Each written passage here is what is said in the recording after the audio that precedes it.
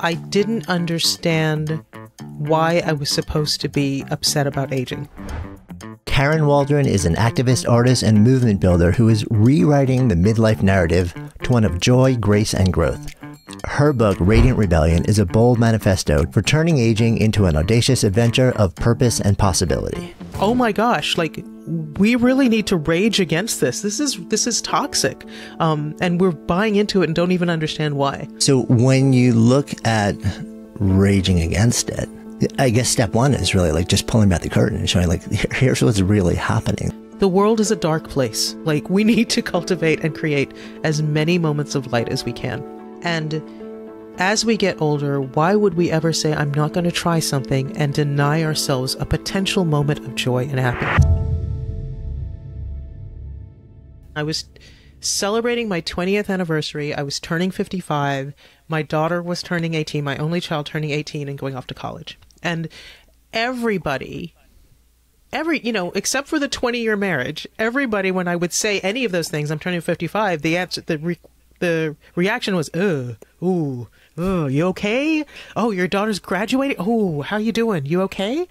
And I kept thinking, like, isn't this the point? Like, aren't we supposed to be getting older? Isn't our kid supposed to be graduating? Like, what is this about? And yeah, I mean, to your point, it's very similar to sort of beauty ideals. I mean, and obviously beauty can be very tied up in aging, but I find myself sort of befuddled, and I don't think you can have a podcast called The Good Life Project without also being befuddled at people who sort of look at these things and think, oh, that's too bad. That's really tough, when there's so much real beauty out there. There's so much real potential out there. There's so much real good out there to be seen. All we have to do is just open our eyes to see it. And that's really why I wrote the book. And I will admit that there was a part of me that was sort of like, well, maybe I'm wrong. Maybe I'm supposed to hate this, and maybe one day it will hit me that it's really miserable.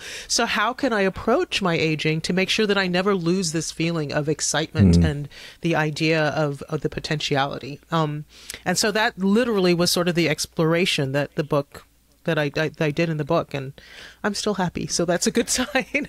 Yeah, no, I love that. It's funny, as you're sharing that, I was reflecting on, popped into my head was, in a past life I was in the fitness industry, and part of the sort of like the aspirational, like let's go after the quote silver sneakers market, and I was thinking to myself, back then that was defined by the age cutoff of 55. Oh wow. And I'm thinking to myself, do I consider myself a sort of like quote silver sneaker? Yeah. And I'm like, no. Yeah. But I'm fine with the age. But so often the language that we use, built into that language itself is a set of assumptions. Yes. That include limitations and assumed feelings that often just aren't true and aren't there. Yeah. That probably for me, that sort of the use of language and the way we use language was probably the biggest aha moment for me. Because I went into this feeling a bit smug. Like, I went in thinking, I'm cool with aging and I will help educate all the other people who are not cool with aging, but I'm so enlightened, And I had the opportunity to interview a woman who's fantastic. Her name is Ashton Applewhite, and she's an anti-aging activist. And I was talking to her, and she said to me, one of the things that I wish people did more was that I wish they examined how they use the words old and young, right? Just those words. And I thought, well, okay, but, say some more about that. And she said, well, I hear people say all the time, I don't feel old. And I said, yeah, I say that all the time myself. I don't feel old. Why is that bad? And she said, well, I suspect when you say that, what you're thinking or what you're saying is, I don't feel unsexy, or I don't feel irrelevant, or I don't feel invisible.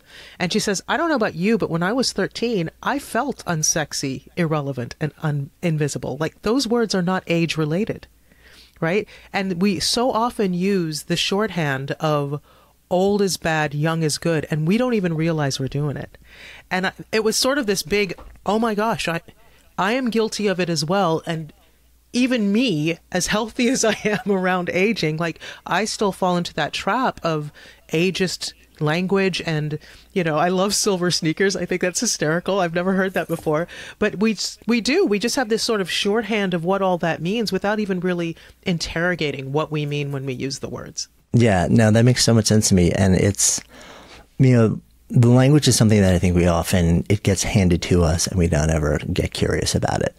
But it's the assumptions that go along with the language that I think you're speaking to, really. It's like when we use those words, and decoupling those assumptions from the language, I think is just so powerful. Your example right there of saying, well, we felt a really similar way, many of us, when we were in our teens. Right. And that's the association that we have with, quote, the word old. Right. So it's really not about that, you know, it's about something else. It's about a state that we're experiencing at any given time or season of our lives. Yeah. And she, you know, she was so wise. And one of the things I've been doing is I've been, examining my language and using like the words older or younger. Like, for example, I'm 56 now, and to a 20-year-old, that may seem old, but to an 80-year-old, that may seem really, really young. And so I really try to think about, like how I use that language. And one of the things I learned was we have more in common the younger we are than the older we are, because we age at different rates, right? So like 7-year-olds have more in common than 27-year-olds, than 57-year-olds, than 87-year-olds. And so that idea of, if we think of ourselves in stages as opposed to ages, that probably makes more sense. If I think, you know, I shared my daughter went off to college, I'm 56. Well, there are 46-year-olds, you know, there are even 36-year-olds whose kids are on their way off to college. And so I probably have more in common with those people that are in different stages of parenting than I do with people who necessarily are my age, right? And so to think of ourselves as what stage are we in life, and who we have in common with there, as opposed to, well, I'm X years on this planet, so I only have things in common with people who have similar years on the planet. When we talk about aging, getting older, right? A lot of the conversation around it is guided by culture. And culture changes depending on like who you are, depending on what country you are, what heritage you have. When you started looking into sort of like the conversation around aging, what did you start to see as the things that we were consistently getting wrong or misguided about? And as you start interrogating those, where does that come from? Well, that's a big question. Some of it is culture, for sure. I think I'm originally from the Caribbean, and I think that the way that we look at aging in the West Indies is very different than the way we look at aging in America. There is more, I suspect, of people entering into their elder stages, right? They become elders in a lot of countries that you don't see as much in the US. And that's sort of anecdotal. That's just sort of my thing. What was really interesting to me, though, was sort of the history of the perception of aging in the United States. Because I wanted to know, did we always hate getting older? Was that a thing? And so I found this really interesting academic article written by a psychiatrist and a medical historian. Her name is Dr. Laura Hirschmein. And she did this research, and the way she did it, which was so interesting to me, is she looked up articles in popular magazines and how they treated aging, right? And over time. And it turns out at the beginning of the 1900s, around the 1900s, the beginning of the 20th century, most articles were written by people who were older, who were in their 80s. And they loved aging. Like, generally, everybody loved aging. It was like, oh, yeah, okay, I've got an ache and a pain here, but I just love the wisdom that comes with aging. I love everything about it. And so people really sort of loved it. Fast forward, there's 2 world wars, a Great Depression, and the United States government decides, you know what, there's a lot of people who are in the workforce that are in their 80s. We've got a lot of kids in their 30s who have young families, and can't get jobs. So we're going to mandate a retirement age. 65 is it. Everybody. So we want everybody out of the workforce. So now, because these 80-something-year-olds are not contributing to the economy, they are now a burden. They're considered a burden, right, on society, which is bad enough. But then child psychiatrists and pediatricians decided to research to back up what a burden they were. And they used the standard for normalcy as a 5-year-old. So if you weren't as agile as a 5-year-old, or you didn't have the cognitive ability of a 5-year-old, it's sucking up knowledge just to grow, then you were impaired. And they started writing articles. So now, like, if you read articles about aging, they're mostly written by psychiatrists or, gerontologists or whatever. And now it's a burden. So now we're starting to think of, oh, I don't want to look old. I don't want to be perceived as old. Enter Clairol. And everybody starts dyeing their hair. So because you don't want to let people believe that you're old anymore, you don't want to be perceived as a burden, you better hide that.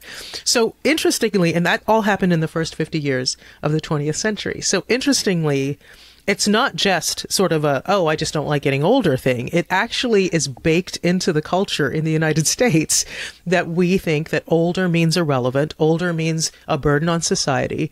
And we've really sort of bought into it as a culture. And that, of course, affects everything. It affects beauty, it affects jobs, it affects everything when you start to think of it that way. Yeah. And I mean, building on that foundation, it sounds like what then starts to happen is a cascade of industry starts to really like come into the equation, starting with hair color as the example that you gave.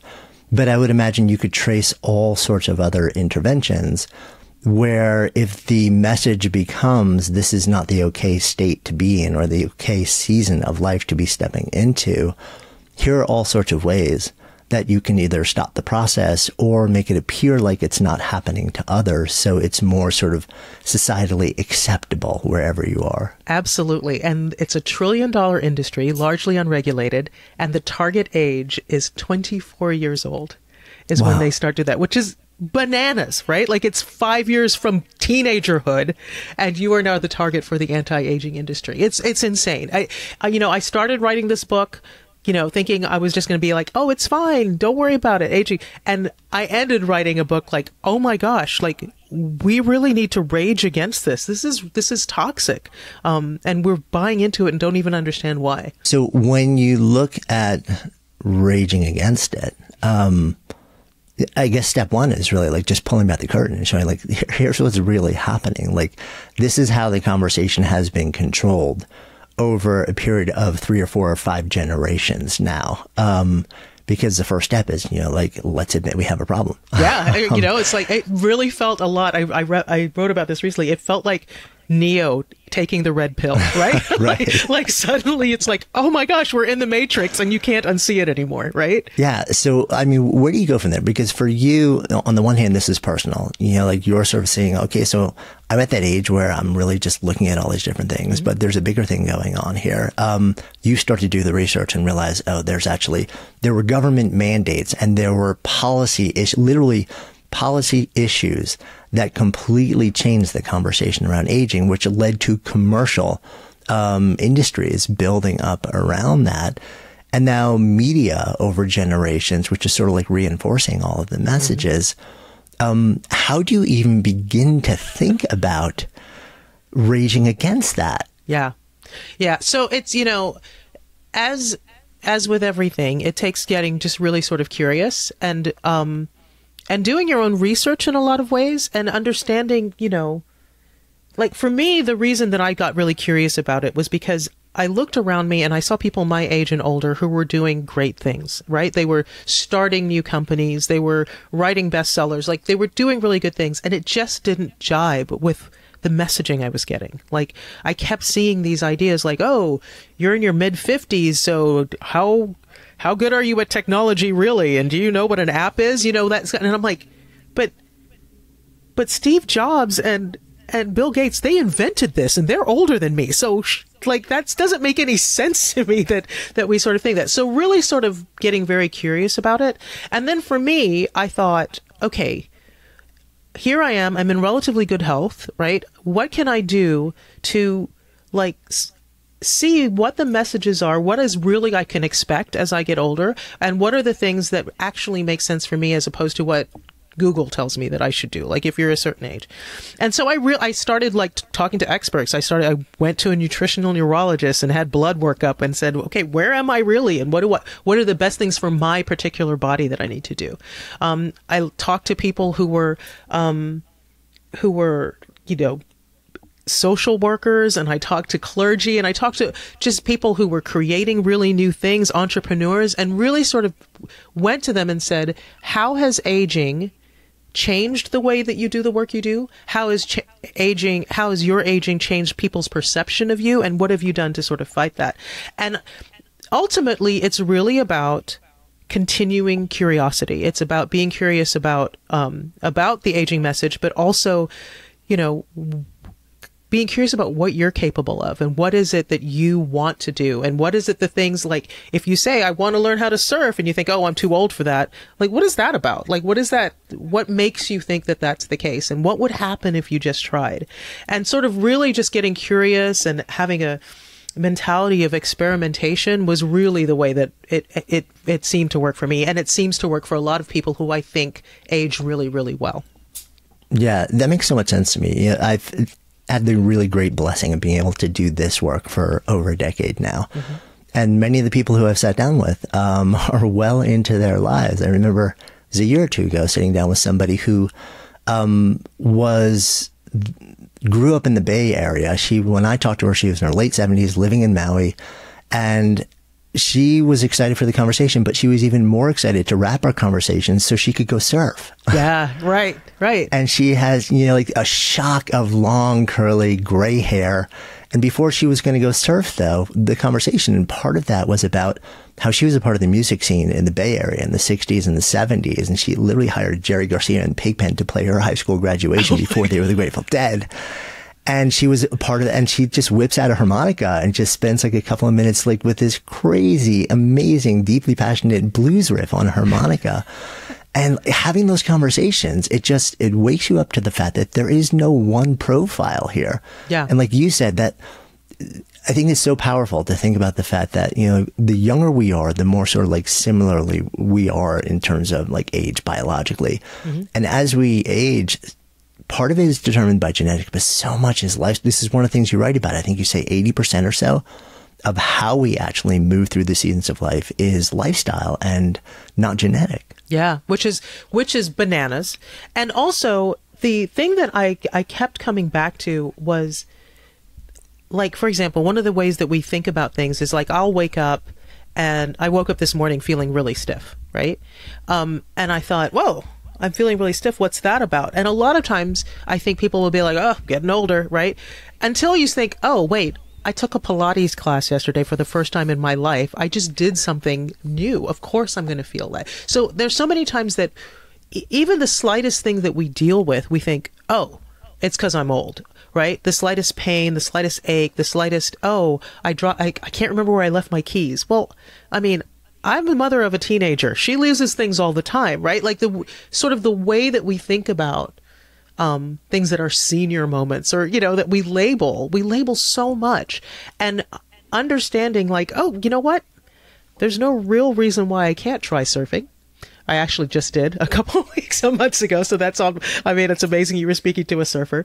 Like, there's no real reason why I can't try that. And if there is a reason, is it really about your age, or is it about the fact that you might have an injury? Or is it about the fact that just something is not right, and so you literally can't do that? But we dismiss things too easily, I think, for age. And I think that's something that really it would do us all well to interrogate when we do. Yeah. You know, one of the other things that you speak about is not just our own assumptions, not just culture, not just commerce, but also medicine. I think a lot of us would look at the world of medicine and we're kind of like, well, they're creating all the innovations and the things that are going to help us live longer and feel better and be well, and which is great. And at the same time, and you write about this, you know, you can sometimes go into a doctor and basically say, this hurts or this is going on. And it's not entirely unlikely that comments like that will be sort of dismissed as, well, you're getting older, what do you of course. Expect? Yeah. Yeah. And that's not great. No, it's not great. You know, there's a whole, that was really, really interesting. And that probably was where the anger really started to rise in me, was doing that chapter on health. And one of the things that, that we think about is like, if you go into a doctor and you're like, you know what, my knee is bothering me. And they're like, oh, well, you know, you're getting older. Well, you know, why not tell the doctor, yeah, okay, but my other knee's the exact same age and it's doing fine. So how about we check out what's going on with my knee? And it turns out that, that geriatric medicine is actually the least popular medicine to get into. And it is the lowest paying part of medicine to get into, because there's this sort of idea like, well, why do we study, why help older people? They're going to die anyway, is kind of the thing. And also the industry is such that doctors make their money getting people through their doors as quickly as possible. And sometimes with older people, you need to spend some time to really explain what's going on. Right. And so it's just not as lucrative a practice, which is horrifying to me. And, you know, my parents are both alive, both in relatively good health. They're in their mid-80s. And I tell them that all the time. I'm like, if you ever hear that, then maybe it's time to find a new doctor. Like, it's like their job is to help you. And so don't let them dismiss anything that you're feeling as, oh, well, you're just getting older. Yes, I am getting older. And also your job is to help me feel better. So what can we do? Like, what can we do to do this? And I mean, there's so much of this that I was like, oh, you know, we're really going to have to push back on what people tell us and say, tell me more about that. Explain this to me. And, you know, of course, there's, you know, as we get older, of course, there are going to be things that start to wear out, right? There's going to be, you are going to, you know, your knee may hurt. I went to eye doctor yesterday and for a symptom that I was having, and he was like, yeah, that actually does happen when you get older. Right. And here's what you can do about it, or here's what you can't do about it. So there's definitely, and I don't want anybody to think that I wrote this book to say all of the bad stuff and the challenging stuff about aging is a myth. That is not what I'm saying. What I am saying is that we spend so much time focusing on the really awful stuff. We never focus on the really great stuff that can happen with aging, right? The ideas of perspective, the fact that a lot of times in a later stage of life, you don't have to take care of kids. And so now you can sort of have the freedom from not having to worry about parenting anymore to sort of have fun for yourself and create different relationships and start new things that you did not have the freedom to do before. And why don't we talk about that more often? So, I mean, as you start to ask those questions, and for you, this sets up a bit of a quest where you go out, you start to, it's almost like it seems like there were two paths that you were traveling. One was, let me run a series of my own experiments because I need to actually like figure out like what's happening with me and how will different things affect me if I try them. Mm-hmm. And the other one was going out and trying to sit down with people who have deep insight, who have wisdom, and find, you know, the middle ground between, like, how do these different paths inform each other as we move forward? As you start to travel down those two roads simultaneously, running your own experiments and talking to people about it, like, one of the topics that gets centered again, and we kind of touched on this earlier, is the topic of beauty, and how that plays into what we're, quote, supposed to do as we age and what is acceptable. Take me more into this. And I'm fascinated by this also because, you know, part of what you have done for years now, you're a photographer. Mm-hmm. And you've created just amazing images of many different people over a long window of time. So you have this really interesting perspective, not just as a person exploring beauty and aging, but also as somebody who has been capturing something through the lens of a device for years. And that process, I would imagine, really informed your take on beauty and aging as well. Yes, that's so funny. I don't know that I've ever really thought about it the way you just said, but I think that's absolutely right. And, you know, the older that I get, the more that I've been taking, the more experienced I am at taking portraits and that kind of thing. I'm convinced that what we are attracted to in people and what we find beautiful in people when we see somebody and, you know, you find them really captivating, even if they don't speak, is much more than whether or not they have a symmetrical face, or, you know, sort of the typical, well, to be beautiful, you have to look X, you have to be a certain height and a certain weight and everything else.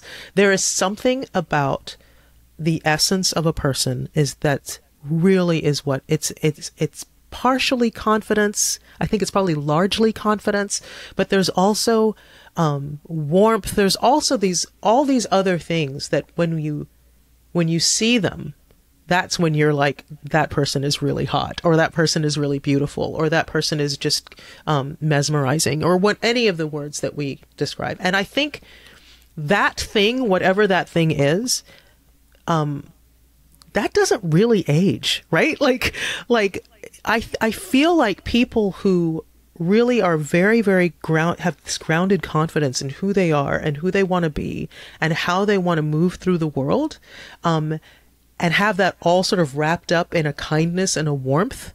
That stuff doesn't age. Like, you can be that person whether or not you're 20 or you're 100 years old. And that is really, I've taken pictures of people who are stereotypically beautiful, right? Like, have all the things, and who are very cold. And it's a really hard thing to capture their photograph in a way that people are really sort of interested in. And I've taken pictures of people who are stereotypically not beautiful, and I take the photograph and people go, whoa, what is that? You know, and I think that if anything, and that was true 20 years ago when I first picked up a camera, and that is definitely true now. And it's definitely true, with all ages of people that I've ever photographed. And that's kind of what I wanted to explore in the book. And I interviewed people I interviewed one woman who is a model, who makes her living as a model. And she had such a really interesting take about it, because she says, if I am not in a place where I feel like I'm living my purpose, you can see it in the photograph that the photographer takes. You can see it. I can look at my portfolio and you can see the difference, and the photographers can tell the difference. And I think that there's something to that. I really, really do. And so if that's true, then all the other stuff is sort of irrelevant, right? Whether or not your hair has turned silver or not, whether or not you have wrinkles, whether or not, like, all that other stuff becomes very, very irrelevant. And if anything, can help add character to whatever that essence is, right? So that was a very interesting, it was very validating to sort of find that out. And I say this as a person, I will, let me just be completely transparent. In my 20s, I did model, right? And I definitely have changed over the last 20 years, right? And so not only have I been behind the camera, but I've been in front of the camera, and I can see it. It's the thing that captivates, the thing that really truly captivates is not, it's not physical at all. It never was. It may be really pretty to make a pretty picture of in a thing, but it's not the thing that you are viscerally attracted to when you meet someone. And yet I wonder if when people respond to an image or to somebody standing in front of them with that, wow, there's something just incredible about, like, there's an energy, there's a glow, whatever it may be. I wonder if we're even aware of the fact that it may not be, because maybe you're looking at somebody and you're saying, okay, so they are sort of prototypically beautiful. They check the boxes of symmetry and this and that.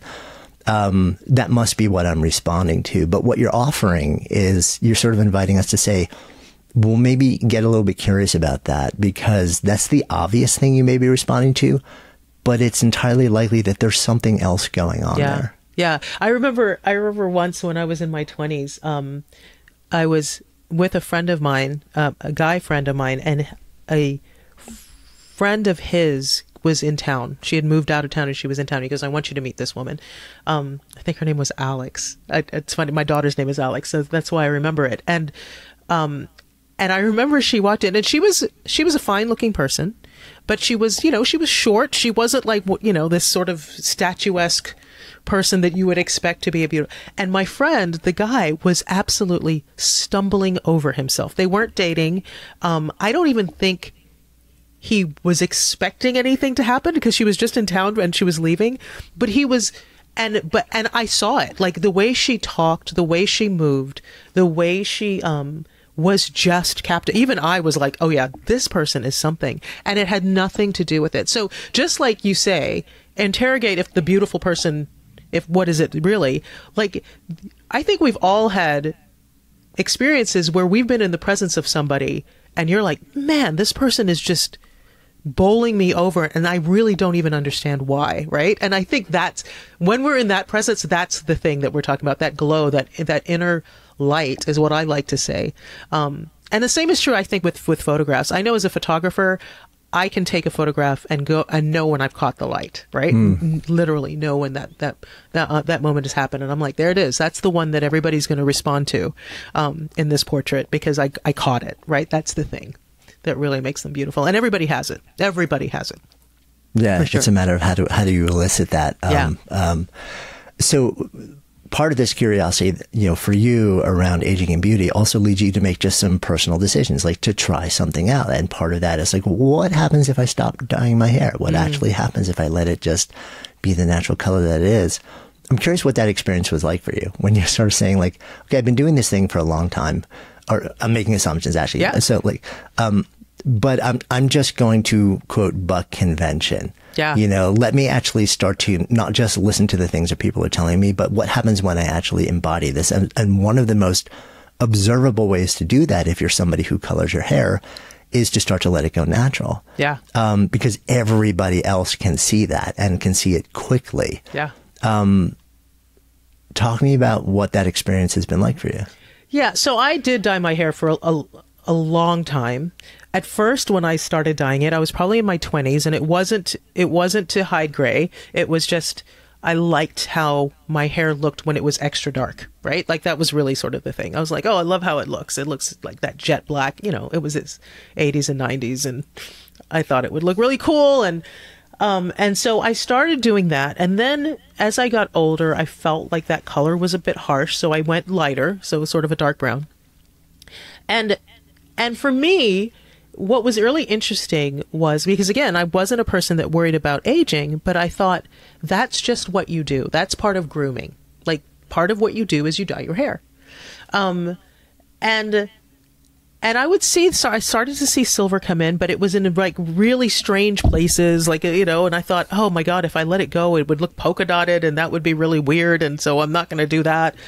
And then I finally was like, but what would happen if I didn't? And, if I did. And the thing is, like, several times in my past, I had very short hair, right? Sort of like half an inch.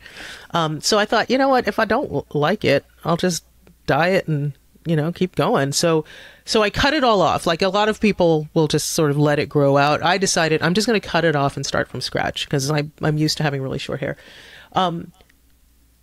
And what was really interesting was at first I was like, oh my gosh, what if people think I'm older than I am? Like, I don't care if they think I'm my age, but what if they think, like, I think at the time I was like 53 or 54 when I started. And I thought, what if they think I'm 70, right? Like I started, and then I thought, and if they did, what would that mean? Like, so what if that's what they thought? Like, what did that mean? And I had decided that if I did it, I wanted to, if I was going to dye it, I wanted to dye it all silver. I was like, there's no going back to black. Like, I'm going to go back to what ended up happening, which is really interesting, is people really responded to it favorably. I would get, and to this day, I can go out and people will say, oh my God, I love your hair. I love it. I could never do that. People say that a lot, right? I could never do that. I love how it looks on you. And what I think is really interesting is my hair is not particularly, it's a salt and pepper hair, but there's nothing particularly great about it. It's just hair.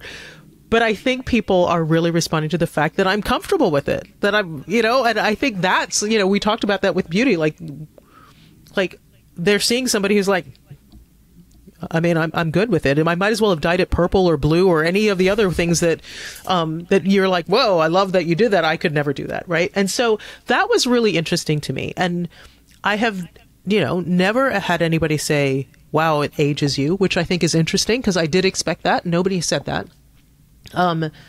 It has literally always been positive and often from strangers. Like, it's not even like, so it's not like, oh, well, that's my friend, they're being nice. Like, often I get stopped. Often. Almost almost inevitably, if I'm out in public, somebody will say something about it. And like I said, it's not particularly, like, there are some people who have beautiful silver, like, that's not my hair. And I think that's really interesting. I think it sort of goes to what we were saying, that the more comfortable and the more confident that you are in who you are and who you're becoming. And I think if I were going to talk about what it means to be part of the Radiant Rebellion, it is that. It is this sort of, I am really, really comfortable with who I am and who I'm evolving to be. And I don't care really what the world says I should feel like about this. This is what I feel like about it, and get really, really comfortable in that. And that is what people respond to. Yeah. I mean, wrapping your head around the fact that that's actually the more important thing, not just internally for how you want to feel about yourself, but also because I think so many people, we adopt the things that society tells us that we kind of have to do because we want to be seen in a particular way. Yeah. You know, but if we can separate that and say, like, the thing that lets us be seen in the way that we want to be seen is not actually this, really, the cosmetic facade. It's the decisions that happen underneath that somehow radiate out no matter what that facade appears to be. It's a little hard to wrap your head around the fact that, could that really be true? Yeah. But, like, you just ran a really interesting experiment that says, you know, like, well, yeah, it could be actually. Yeah. And what if we all stood more in decisions like that? But I mean, so let me ask you a question around this, though, because there are going to be some folks who are listening to this and saying, well, okay, like, I get that. And that's you. And I'm guessing you were probably a pretty confident person before this. Sure. Like, you probably showed up in a room. You seem like you're strong, like you're aware, you're present. But what if I'm not that person? And I would love to actually just accept this season of life and feel really good about it. But I don't really feel really, really good about myself in general. Mm-hmm. So how do I then take the risk? Yeah. Yeah. I think that's a great question. And I one thing I also want to say, I mean, just sort of as far as the silver hair thing and everything else is, like, there is no part of me that says, okay, everybody stop dyeing their hair, right? There are some real repercussions. People get fired, right? Like, there was a story just this summer of a woman who was an anchor woman in Canada who let her hair go silver, and she got fired for that. So I don't mean to suggest that everybody should follow my path at all, ever. And I hope that people don't see it that way. What I would suggest is just get curious about why you're making the decisions that you're making. That is the biggest thing, right? It could have been, honestly, that I was like, yeah, you know what? I'm not comfortable yet, and I don't know what that is. And maybe I need to work on why I would be comfortable with my hair silver, and why so I'll just dye it back and really interrogate that. That, to me, is the biggest thing, is just interrogate, how does this, if you sit there and you think, I hate getting older, let's just start with that. I hate getting older. I don't feel good about getting older. Like, interrogate that. What is it about getting older that you're disliking? And then when you figure that, well, I dislike whatever it is, then go, is that true? Is what you believe true? Are your friends who are your age, that age or older, are they all that way? Are the people that you're seeing doing great things out in the world, right? We just had a spate of people in their 60s get Oscars, right? 50s and 60s get Oscars, like their first Oscars ever, right? And that came into acting. Like, are you seeing people out there who are your age or older who are really all fading? Is that true? Does it have to be true?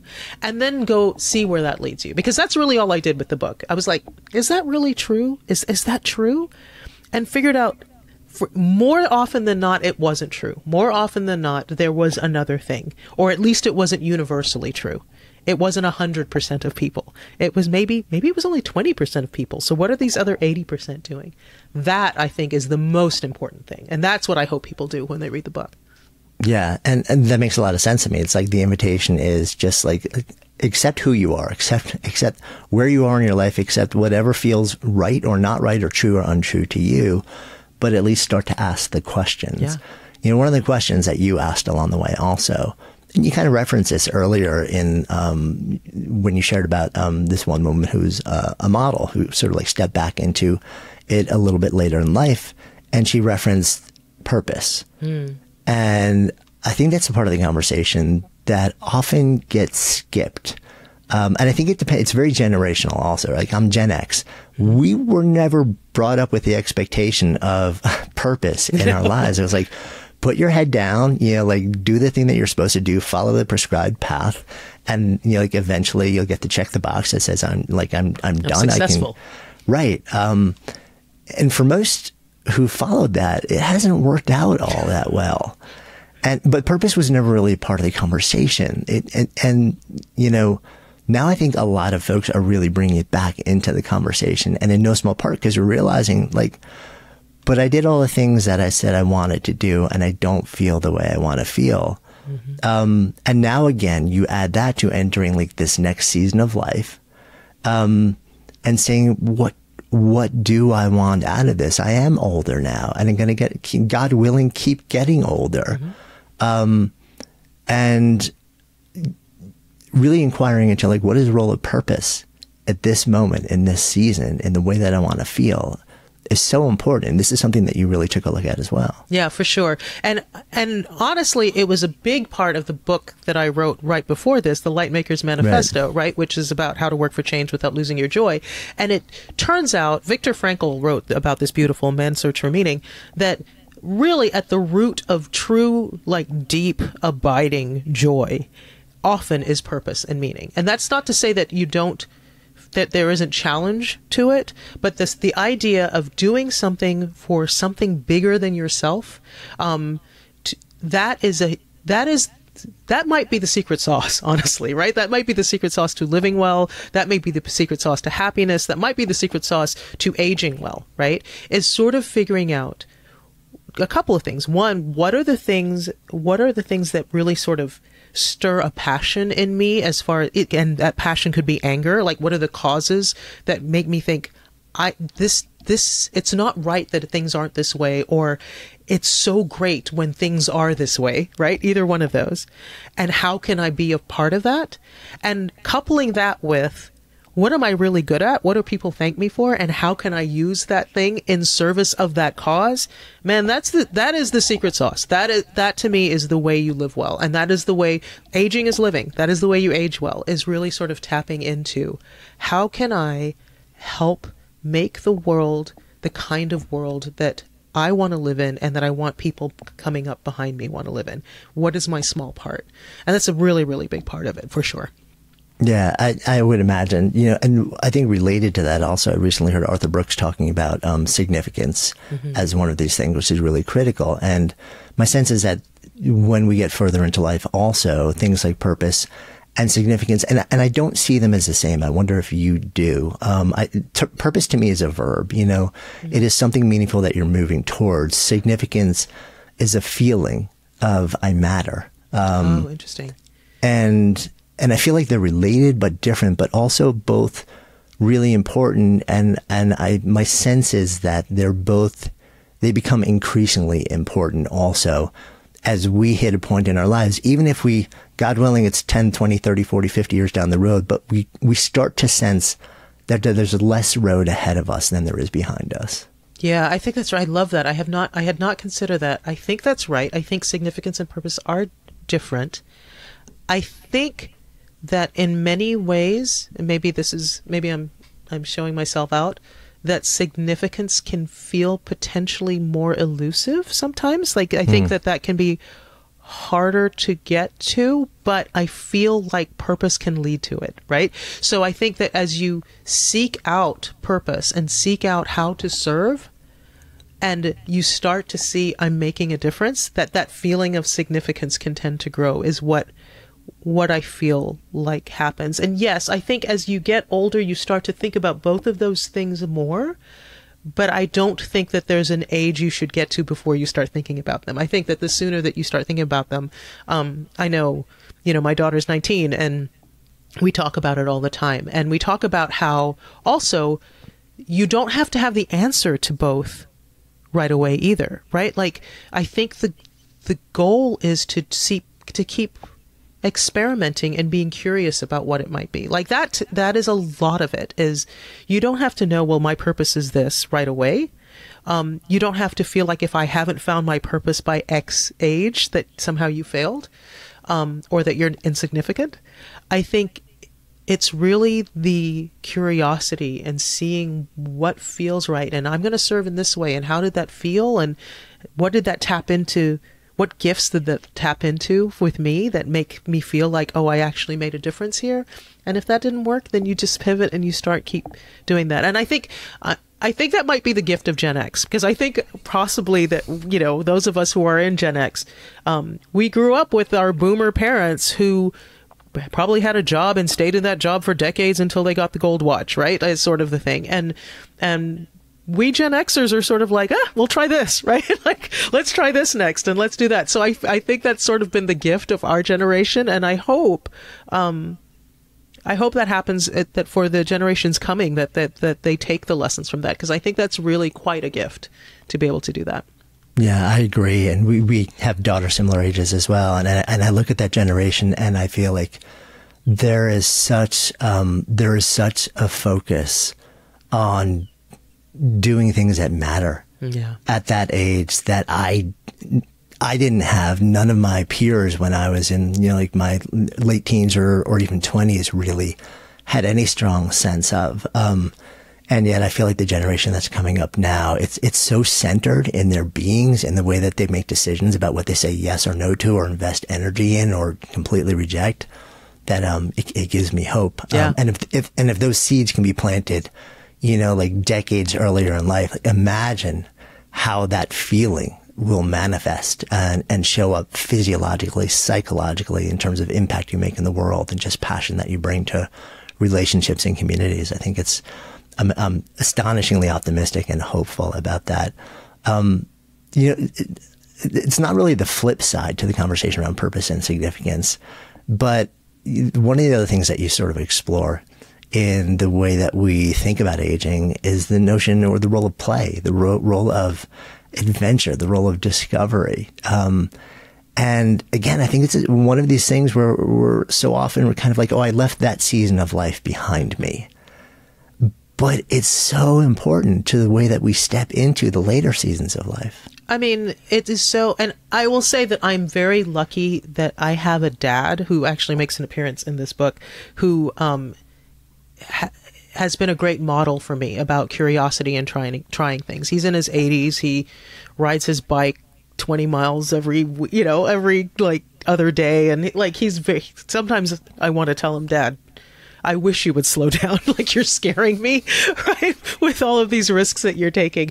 But, you know, even as I say that, like, I laugh because I'd rather live that way, right? Than any other way, right? Than timidly and then not trying. Like, I think I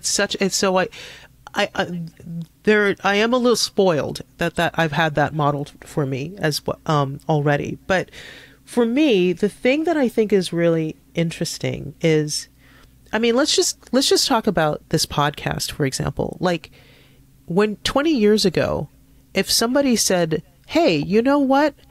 I think, Jonathan, that you're going to have this thing called a podcast, you'd be like, what the hell's a podcast, right? Like, what is like radio? Like, I'm not going to be a radio journalist. Why would you even, you know, and there are so many things that have changed just in our lifespans that we wouldn't have ever considered would exist, right?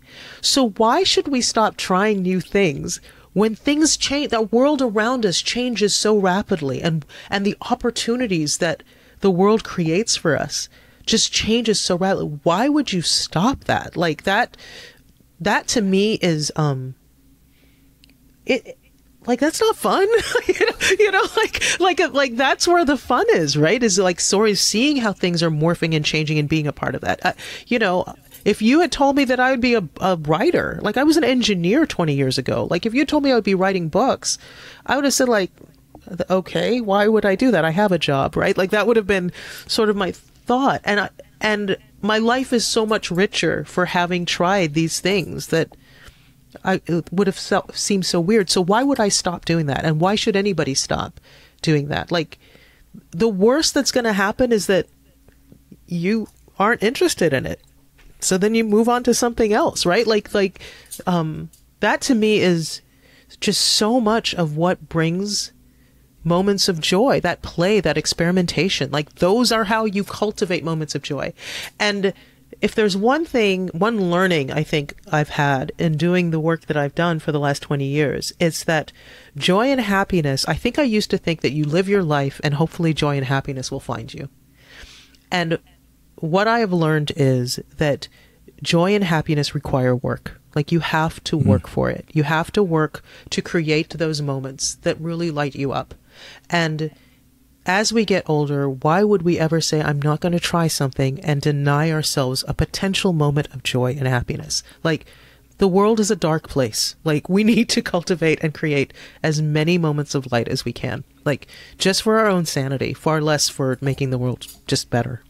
Yeah, and I think there's a sort of like two lines of self-talk that I wonder if often stop us from just playing or trying new things. One of them is, but what if I don't get really good at it, or if what I'm not good at it, you know, because there's a storyline that we tell ourselves that like only things that we're capable of being really good at or accomplish at are worthy of our energy. Mm-hmm. Which is absurd. Yeah. I mean, like as a kid, when you're 6 years old and in art class, everyone's just messing around with everything, having the time of their lives. Nobody's thinking like, I need to be an accomplished artist or this is not a worthwhile pursuit. And yet as adults, we have that absolutely absurd overlay, and we stop ourselves from doing things purely for the feeling that it gives us while we're doing it. And I feel like the other overlay that often comes, and I'm curious how you feel about this, because you have made really interesting career shifts too, is this feeling that if it will not in some way allow you to or contribute to the way that you support yourself or your family, then it is not a valid use of your time. And I feel like that's a message that we get too often. It stops us from just doing and trying so many things. Well, it's funny that you're asking these questions, because this is actually the subject of the book I'm currently writing. Is this idea of what would it mean to instead of seeking mastery, is we sought being an amateur. Like, that's it. Like, we just, because you're right. Like, there's this sort of idea that why try anything if we're not going to be good at it? Right. And I think probably social media feeds into a lot of that. You see a lot of people who are excelling on social media. So why even bother? Because it's not something I would ever be good at, which is a strangely prophetic thing to say. Like, if you say that, that's probably true.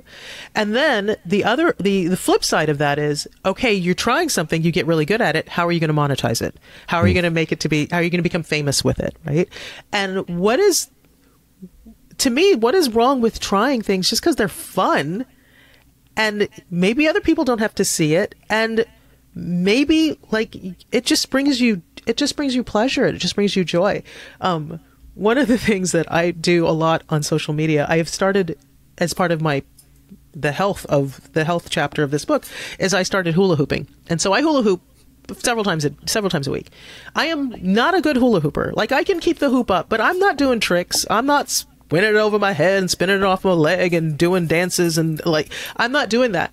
And it's so funny because people keep saying like, oh, they say I could never do that, which I'm like, clearly you can, because I can, and I'm the most unathletic person on the planet. And two, well, can you do tricks? And I'm like, I don't want to do tricks. Like, I just want to sit in my garage, listen to some music, and have 20 minutes of like my time, right? And sort of like, what does that mean that we don't do that anymore? And what would it mean if we decided to do that? Like, it's not about being great. It's about just playing. Like, just let's see what happened. And it's what was really interesting in writing this new book that I'm doing is how very little research there is about it. It's sort of like, yes, you should be an amateur because that's how you'll get good. You should have amateur mindset because that's how you'll end up being perfect and the best at what you do. And I'm like, maybe that's not the goal. What would happen if that's not the goal? And I think if we did more of that play and sort of experimentation and curiosity and keeping our ego detached from it, from, the outcome, I think the better we'll age. I think the better life will be. And I hope I never stop playing. And I think, honestly, I spent too much of my life already not playing, because I was so focused on all the other stuff that you're supposed to do. You're supposed to go this far in your career, and you're supposed to be this type of person as a parent. And I don't want to spend another day wasting on what's supposed to be. That's boring. Yeah, no, right there with you. Yeah. And it doesn't have to be a binary thing. Also, like you can have a serious career, yeah, and hula hoop and do all the fun things on the side, and just do it purely because you love doing it. It's fun. And it's like, the association. Well, I'm too old to do that. Well, maybe the reason you feel that you're too old to do that is because you haven't been doing it. Right. Right. Exactly. It's like maybe we've got it reversed. Yes. God, yes. Like I want that tattooed. Maybe the reason you're feeling too old is because you spent too long to do that. That's absolutely it. And, in a lot of ways, that's sort of how I felt about, you said that you had a fitness career. Like I am basically the anti-Jonathan. I am like, if you see me running, I clearly have to go to the bathroom and I'm looking for one. Like that's like, I just am not that person. And it took for me sort of switching the reason that I did it. Right. And, because for me, exercise was all about having the perfect body. And if the perfect body didn't come fast enough, then why am I even doing this? Right.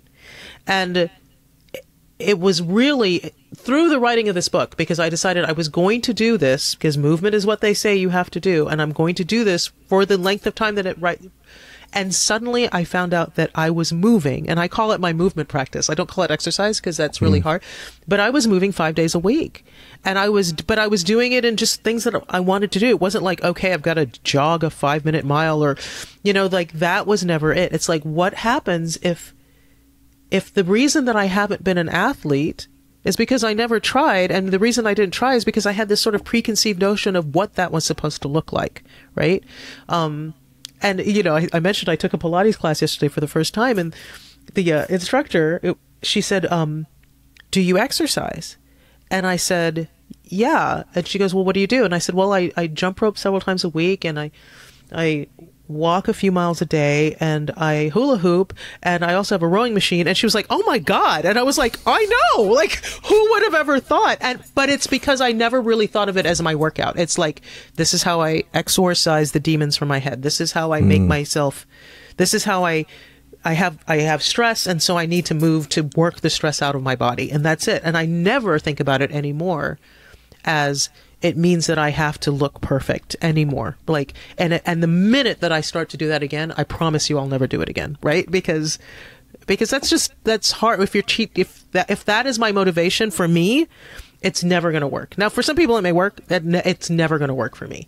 But yeah, so it's really interesting how you say that. Some of those self-limiting thoughts might be because you've never tried to play with, why do I believe that about myself, and how could I do what I'm just saying in a way that detaches from whatever that idea of perfect is supposed to look like. Yeah, for sure. And it's almost like walking around asking yourself, how would I say yes or no to this if I were 6? Yeah, yeah, sure. It's like, if yes, all right, let me give it a go. Rather than judging ourselves like for all the different reasons. But, yeah, for sure. Well, I'm super excited for just people to be able to dive into Radiant Rebellion and spend some time reimagining and asking a lot of questions. There's a whole, by the way, there's a whole toolkit. There's just a lot of great stuff. So everyone listening in, like, there are granular things built into this book also that you can really dive into, and prompts and tools and things that you can explore. So please check it out. And it feels like a good place for us to come full circle in our conversation. So in this container of Good Life Project, if I offer up the phrase to live a good life, what comes up? To live a good life. To live a good life, remember what's already good and stay curious about what could be good, and don't be afraid to try. That's what comes up. Thank you. If you haven't yet subscribed to the show, it would mean the world to me if you took just 2 seconds to tap on that subscribe button. It helps us grow our Good Life Project community, and continue creating the best possible show that we can for you. And it ensures you'll never miss an episode.